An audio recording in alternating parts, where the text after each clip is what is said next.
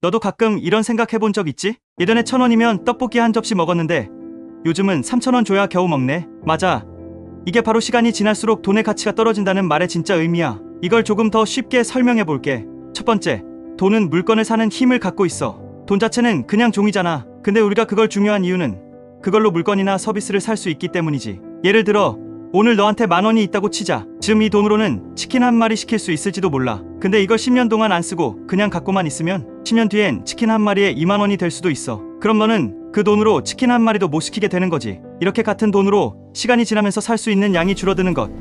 이게 바로 돈의 가치가 떨어지는 거야. 두 번째, 물가가 오르니까 돈의 힘이 약해져. 그럼 왜 그런 일이 생기느냐? 가장 큰 이유는 물가 상승, 즉 인플레이션이야. 쉽게 말하면 물건 값이 전체적으로 계속 올라가는 현상이지. 예를 들어 편의점에서 파는 컵라면이 1,000원이던 게 어느새 1,200원이 되고 버스 요금도 1,100원이던 게 1,400원이 되는 식으로 시간이 지나면 물건이나 서비스의 가격이 오르거든. 근데 우리가 가진 돈이 그대로라면 같은 돈으로 살 수 있는 게 줄어드니까 돈의 가치가 줄었다고 말하는 거야. 세 번째, 돈이 많아지면 돈의 가치가 떨어지기도 해. 또 다른 이유 중 하나는 시중에 돈이 너무 많아질 때야. 만약 나라에서 사람들이 경제적으로 힘들다고 해서 막 돈을 찍어낸다고 해보자. 사람들 손에 돈이 많아지면 좋아 보이겠지. 근데 그 돈으로 다들 막 소비를 하면 결국 물건의 수요는 폭증하고 공급은 한계가 있으니까 가격이 올라가게 돼. 결국 똑같은 10,000원으로 사던 물건이 12,000원, 15,000원이 되니까 우리가 가진 10,000원은 예전만큼 쓸모가 없어지는 거지. 네 번째, 그래서 돈은 가만히 있으면 손해야. 이게 왜 중요하냐면 돈을 그냥 갖고만 있으면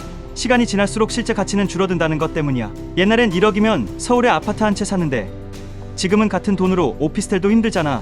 그래서 똑똑한 사람들은 투자를 해. 그냥 통장에 묵혀두는 게 아니라 이자를 받거나 주식, 부동산 같은 자산에 돈을 넣어서 시간이 지나도 가치가 유지되거나 오르게 만드는 거지. 다섯 번째, 그럼 반대로 돈의 가치가 오를 수도 있어? 응, 있어. 대표적인 게 디플레이션인데 그건 물가가 계속 떨어지는 경우야. 물건 값이 싸지니까 같은 돈으로 더 많은 걸 살 수 있게 되지. 근데 이건 또 경제에 좋지만은 않아. 사람들이 돈을 안 쓰고 기다리기만 하니까 기업들이 망하고 일자리가 줄어들고.